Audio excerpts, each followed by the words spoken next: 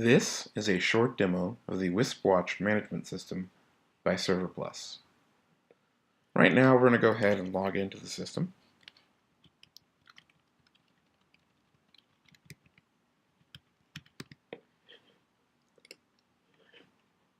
Alright, now we're logged into the system, so what we're going to do now is search for an account. But I'll go over a few things you're seeing in front of you right now.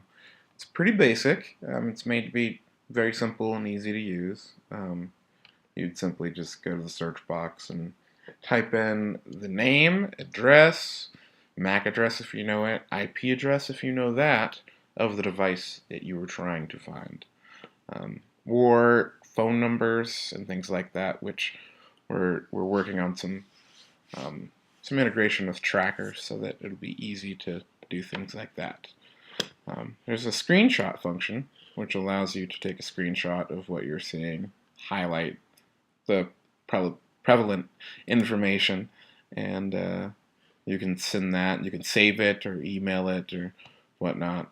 This is particularly useful on accounts where you notice problems that haven't been taken care of. So right now, let's go ahead and look up an account. Type in V and see what comes up here.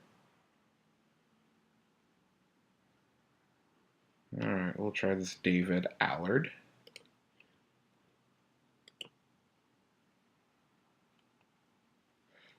It's going out and talking to the access point or the device direct, depending on what it can do. So it tries to talk to the device directly. There we go, it's loaded now. So we can see that the radio is online.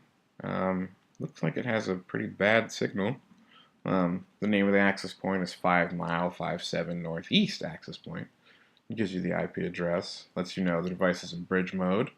Device name is showing up as the MAC address, so they must not have populated that field in the radio. There's no IP, probably because it's in bridge mode. The uptime, it tells us that the signal strength is poor, and it has changed the color of that text, so it jumps out at you. We can see that it's up at 100 base TX full duplex, and that the Ethernet link is enabled in software.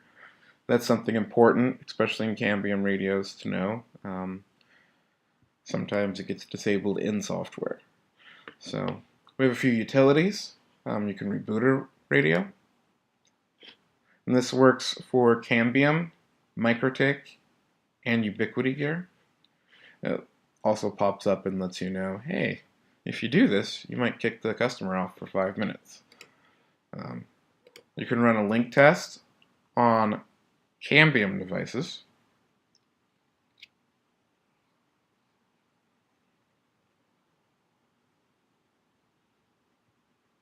It's configurable. You can change the length of time link test runs. So this one's supposed to only be 2 seconds.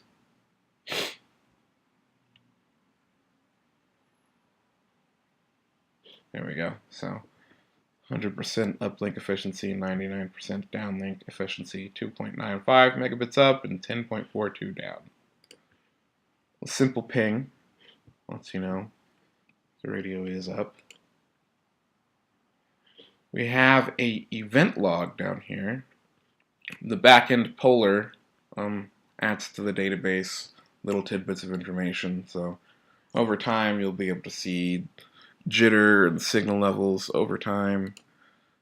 MAC addresses show up if it's in bridge mode, and it lets you know what they are. And the user event log just stores things that we do. So if we reboot the radio, that is stored. We run a link test on the radio, that's stored. You ping the radio, that's stored. You view the radio, that's stored. You view an access point, that's also stored. So there's log events generated for all that. We have some basic graphing, some traffic graphs, signal level graphs, and a jitter graph. You can log into the SM directly without a username or password. That's all stored on the back end, so no one needs that. You don't have to give that out to anybody. Same thing goes for the access point. And this is used for more diagnostic purposes, if there's information that is not shown that you may possibly need. And that's a quick overview of what an account looks like. Another nice feature of WispWatch is that we support external triggers for alerts and messages and redirects.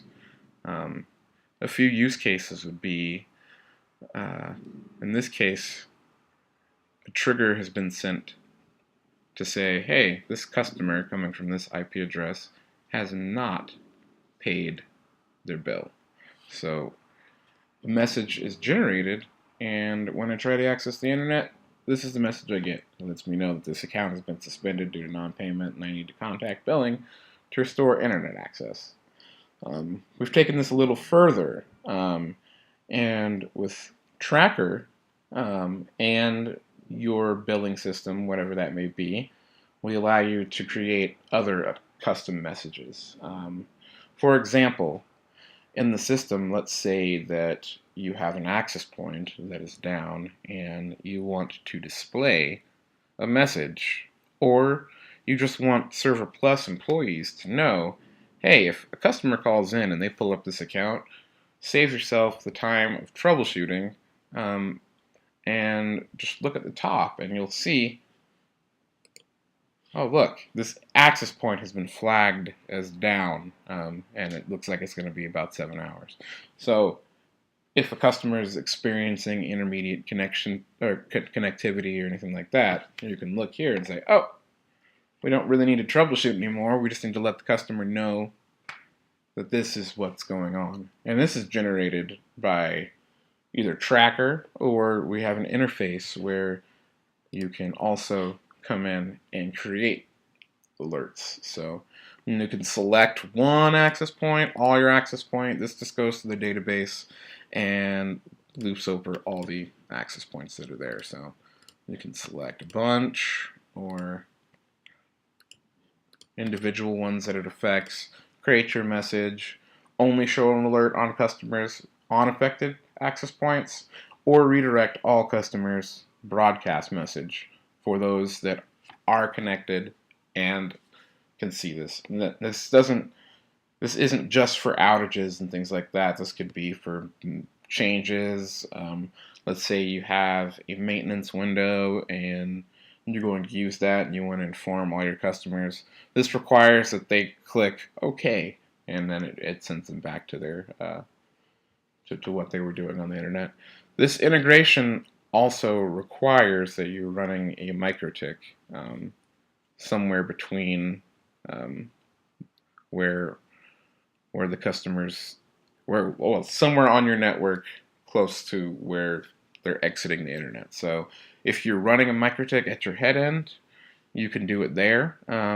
If you need to put one between some access points and your outgoing internet connection, you can do that. But it does require that it sits in the middle of something in order to do that. And it does that based on MAC address, IP address.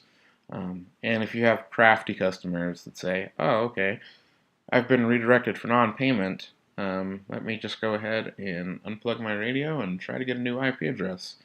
The system will know that they got a new IP address and change the rule to let them know that, hey, you're still not getting out. So, right, well, this concludes the demo of the WispWatch management system by ServerPlus. Any questions can be answered by Lane or myself. Thank you, and have an awesome day.